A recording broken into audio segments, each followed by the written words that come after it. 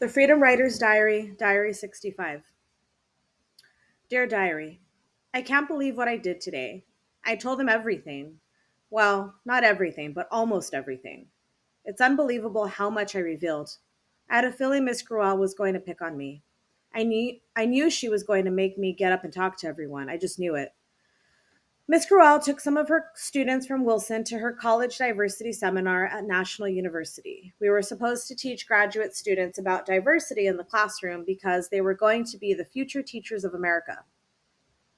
We didn't know we were in store for an emotional healing, a healing that no amount of money spent in a psychologist's office could buy. I'm still in shock. I was always taught not to tell anyone about anything that happens in our household. But tonight, I guess you could say that I spilled the beans. I knew Miss G was going to pick on me because of the topic we were discussing. I knew there were at least two or three more people who were in more or less the same situation that I was in. But she picked me. I still can't get over it. I tried to scoot down in my chair and hide behind the person that was in front of me, hoping Miss G had forgotten I was there. No such luck. She pointed her finger around the class and asked, "Where is she?" "Oh, there you are. Why don't you stand up and tell my college students a little more about your experience with homelessness?" My legs were shaking as I stood up. I didn't know what I was going to say to a room full of strangers. Why did she have to pick me to speak to these people? I didn't think they'd listen to my story, and if they did, I thought they'd forget it once they went home. My intent was to say a couple of words and sit down. I wasn't going to elaborate and go into detail about my life. I wanted to say something like, "It's not fun being homeless, and I wouldn't try it if I were you." Of course, Miss Gruelle wouldn't let me get away with saying something like that. So I decided to tell the class about my father. I also told them that I didn't think he deserved the skin God blessed him with. I told them how he makes my mother go out because he doesn't want to get up off his butt and get a job to provide for us. I explained that going out means that my mother stands on the corner with a homeless "will work for food" sign. She stands outside for hours with that sign, hoping people will give her some money to feed her children. She goes out in the hottest and coldest weather just to make sure we had something to eat. When my mother comes home, he has the audacity to take the money and go buy beer and drugs, more specifically, cocaine. My mother has to lie and say she only made half the money she really made so she can get us something to eat for the day. I don't know why she put up I don't know why she puts up with his shit. She has the education to get a good career. If it weren't for my father, she wouldn't have done drugs and believed that she couldn't do any better than standing on a street corner asking for money. I went on to ask the class, "Do you know what he does?" "He gets all of his beer bottles and recycles them so that he can go and buy more beer." Well, you can't say he isn't trying to help the environment. He sells our food so that he could get more drugs, leaving us hungry. After I laid my life out like an open book, I couldn't help but break down and cry. Talking about my father made me realize how depressing my life really is. It never bothered me before tonight because I guess I'm used to it and I've never expected it to be any other way. At that point, I was crying hysterically. I couldn't help it. But then neither could anyone else. I noticed there were some males in the corner who had actually stepped out of the room because I guess they had a little something in their eyes. But I still kept talking. "He is a selfish bastard," I said, heaving and gasping for breath. "He doesn't care about anyone but himself. He claims that he cares for his precious son, but he doesn't try to get a job and make sure his son has food in his stomach or clean clothes on his back. He doesn't care that his precious son has to go to school with the same clothes he's been wearing for the past week. He doesn't care that we have to wash our clothes in the sink with the soap we use to bathe with. He doesn't care that we had to sleep on the streets because he couldn't pay rent for the hotels we were living out of. He doesn't care about his son or any of his family. All he cares about is his drugs." By that point, I was seething mad and not caring what I told people about my father. I was getting everything off my chest and it felt damn good. I continued to tell the class that my father had molested my sister and how angry I was that my mother didn't do anything when she found out about it. In fact, she doubts that my sister is telling the truth. That's that shows how much power and influence my father has over my mother. After years of keeping everything in, my heart felt like a grenade. It exploded full force and left me emotionally drained. I was relieved, but felt horrible just the same, because I told these strangers basically every detail of my life. When I finished my story, I clumsily sat in my chair because I could barely stand straight. My friend, sitting next to me, took me into her arms and gave me a much needed hug. Miss Crowell's college students were so comforting that they didn't feel like strangers anymore. I can't believe what I did today. I told them everything. Well, not everything, but almost everything. It's unbelievable how much I revealed. I knew she was going to pick on me.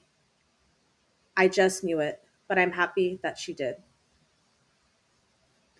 Diary 73.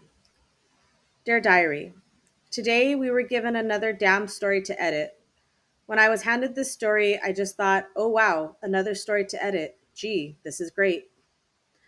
I wish I could do this every day. When I started to read the story, all of a sudden everything hit me. I sat on the operating table, shivering. My stomach flipped as I lay back and placed my feet on the stirrups. How was I so lucky to get a story about abortion? It was my secret come to haunt me once again.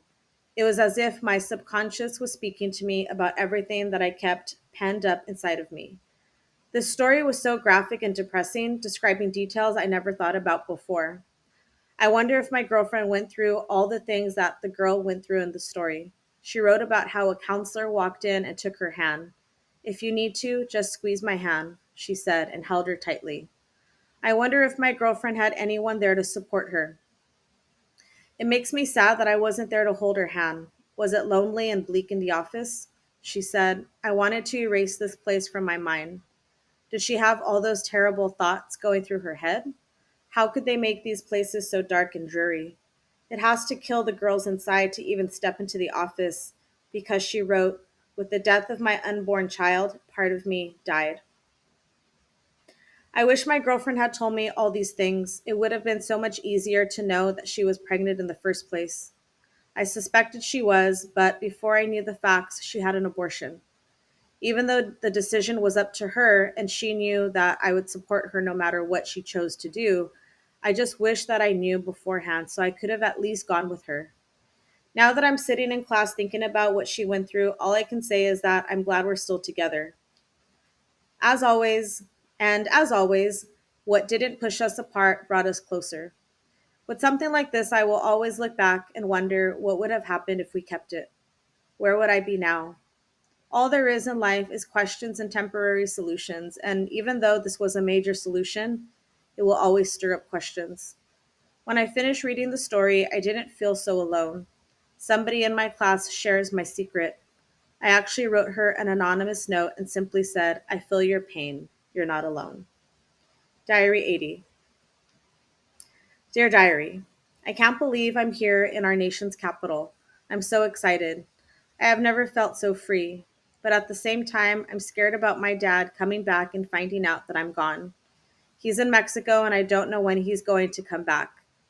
If he was home, I wouldn't have been able to come. He's very strict and old fashioned. I'm not allowed to do anything after school. I've had to miss every trip that involved the Freedom Riders. I didn't get to go to the Marriott to meet Zlata. I didn't get to go to the Museum of Tolerance and see Schindler's List. I didn't even get to go to medieval times. Every time my friends came home from a field trip, I felt so left out. Everyone had something to share, and I didn't. I would listen, look at their pictures, and hide my tears. Every time Miss G tried to get me to go, I always said no. I already knew what my dad's answer would be no. During my sophomore year, I used to beg to go, but my dad would always say, you already know the answer, so don't ask. From that point on, I just stopped asking. It hurt too much to hear him say no. When the Washington trip first came up, I just assumed I wasn't going. The thought of getting away ran through my mind many, many times. I never realized that my wish would actually come true. Every time Miss G asked for a final head count to reserve our plane tickets, I never responded.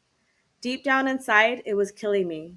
I never been on a plane before, never stayed in a hotel or left my house for that matter. I'm like a prisoner in my own home. I'm not even allowed to talk on the phone. If I do, my dad disconnects it. If anybody calls me, he tells him or her she doesn't live here and hangs up. Then I get screamed at. 3 days before the trip, a miracle happened. My dad left to Mexico because my grandma got sick. I got up the nerve to ask my mom if I could go. I was afraid she'd say no too. Even though she was scared of my dad and said that we were both taking a huge risk, she wanted me to go. If he came home, he would beat her and me up for sure. He never let me leave the house again. He would probably hold a grudge and blame everything that went wrong on me. But for some reason, even though she was scared, she said I had to go. She said that I deserved it and I might not ever get this chance again. Wow. I couldn't believe my mom was willing to sacrifice so much for me. It was the first time in my life that I felt hope. I wanted to go so bad. I prayed that it wasn't too late. So the first thing I did the next morning was run to Miss G's class. Luckily, the baseball team made it to the playoffs, so our star athlete wouldn't be able to go on the trip. Miss G said I could have his ticket. From that point on, everything was a blur. I had never felt so free. I was so nervous, running from place to place trying to pack. Since I'd never been on a vacation, I had no idea how to pack. What should I take? What was I going to wear? I never even had sleepovers when I was a little girl, so this was all new to me. All this was new for my mom, too. She was so scared because I'd never been away from her a day in my life. What if something happened to me? This trip was really for the both of us. I want to share everything with her, every detail. What we ate, what we saw, who we met, everything. This morning when I left, all my relatives were there to say goodbye. Tears rolled down my cheeks as I kissed my mom goodbye. At that moment, I had doubts about my departure. So I asked my mom, "Are you sure you want me to go?" I thought she'd change her mind, but I was wrong. She hugged me and said, "Make good use of this opportunity and don't let me down. I'm so proud of you." Her words gave me so much motivation and inspiration that I can't explain. Now I was ready to say goodbye and leave Long Beach. I headed off on my adventure, an adventure that I'm sure I'll cherish for a lifetime. Her excitement gave me the courage to hop on a plane for the first time. Yeah, I was afraid, but it seemed like nothing else mattered. I can't wait to share everything with her when I get home. Diary 97. Dear Diary, I feel as though chaos is stalking me, sliding its slimy tentacles into every crevice of my life. It has already conquered my home life. Now it's trying to destroy the Freedom Riders too. Every time I begin to get comfortable, someone goes and changes the rules on me. The whole reason I came to Wilson in the first place was to escape the uncontrolled environment I was raised in. If raising is what you call it. My mother's parenting capabilities consisted of, "I'll give you 20 bucks and the keys to my car if you leave me alone this weekend." It wasn't that she was a bad mother, she was just tired of playing the role of mother, as she so bluntly told me one morning. How could she teach me to be responsible if she wasn't responsible herself? Maybe it was her drinking. Maybe it was her drugs. Maybe it was me. All I know is that absolute and complete freedom gets old very fast. My mother was simply tired of raising me, so I raised myself. There would be times I wouldn't see my mom for days, even weeks. Sure, I always knew where she was, but that is never the same thing as having a real parent there. I missed the little things. Curfews and rules were non existent. Whenever I asked her when I had to be home, she would reply, "By Monday," even if it was Friday. Imagine being 15 years old and feeling as though your own mother could care less about you. I had not only wanted but needed guidance. After a while, I would give myself curfew so that people wouldn't know my mother was oblivious. It is hard raising yourself. If it was easy, then we wouldn't have parents.